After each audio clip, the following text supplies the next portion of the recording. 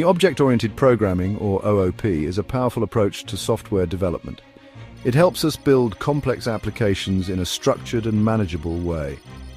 When it comes to landing a job at top tech companies like Google, Amazon, Facebook, Apple, and Netflix, a strong grasp of OOP is essential. Why? Because these companies build large-scale software systems where OOP's principles are crucial for code maintainability, reusability, and scalability. Think of OOP as a way of organizing your code like a collection of blueprints. Each blueprint, called a class, defines the structure and behavior of a particular type of object. For example, imagine you're building a car. You wouldn't design the entire car from scratch each time. Instead, you'd create blueprints for different parts like the engine, wheels, and seats. These blueprints would define the properties like size and material, and methods like how the engine starts or the wheels turn. Once you have these blueprints, you can easily create multiple instances of each part, each with its own unique characteristics. That's the beauty of OOP. It allows us to create modular, reusable code that's easier to understand, maintain, and scale. In the world of software development, especially at FAANG companies where code bases can be vast and complex, this approach is invaluable. It promotes collaboration among developers and ensures that software can be easily modified and extended over time. So whether you're building a social media platform, a self-driving car, or a cutting-edge AI system, understanding OOP is like having the right tools and blueprints to construct a robust and elegant software architecture. At the heart of OOP lie four fundamental principles: inheritance, polymorphism, encapsulation, and abstraction. Let's break down each concept with relatable examples. Inheritance. Imagine a family tree. Children inherit traits from their parents like eye color or height. In OOP, inheritance allows us to create new classes that inherit properties and methods from existing classes. This promotes code reuse and reduces redundancy. For example, you could have a parent class called vehicle with properties like speed and fuel level. Then you could create child classes like car and motorcycle that inherit these properties but also have their own unique attributes and behaviors. Polymorphism. This fancy word simply means many forms. In OOP, polymorphism allows objects of different classes to be treated as objects of a common type. This is like having a remote control that can operate different devices, even though they have different functions. In code, this means you can write a single function that works with objects of different classes, making your code more flexible and adaptable. For instance, you could have a draw function that works on both circle and square objects, even though they are drawn differently. Encapsulation. Think of a capsule containing medicine. The capsule protects the medicine and controls how it's released. Encapsulation in OOP is similar. It bundles data and methods that operate on that data within a class, protecting it from outside interference.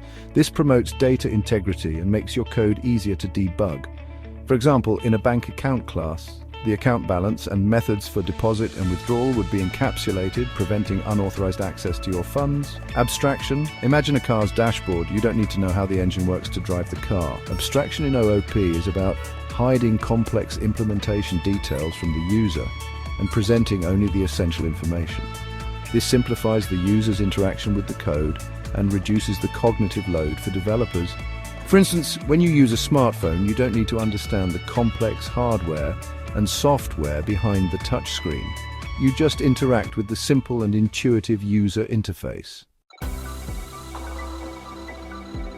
Now let's dive into how these OOP concepts translate into real-world interview scenarios. FAANG interviewers love to test your understanding of OOP, and they often ask questions that require you to apply these principles to solve problems.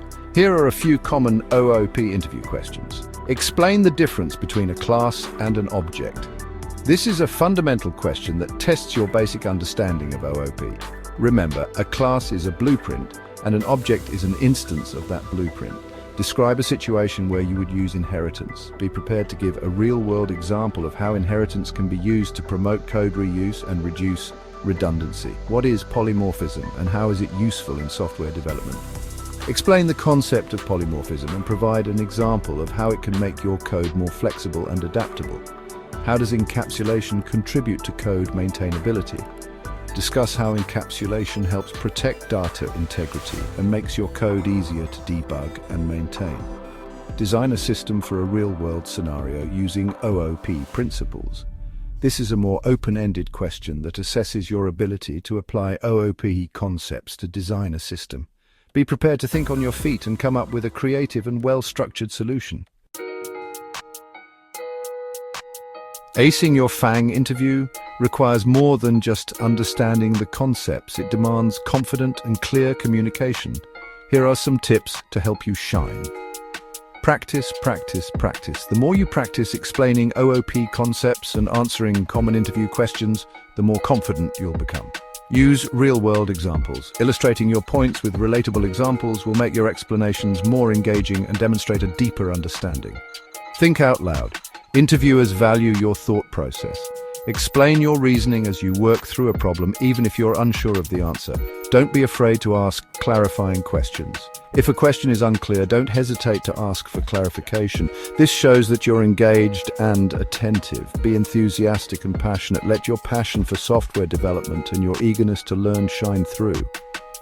Remember, preparation is key. By mastering OOP concepts, practicing your interview skills, and approaching the interview with confidence, you'll be well positioned to land your dream job at a FAANG company. Good luck!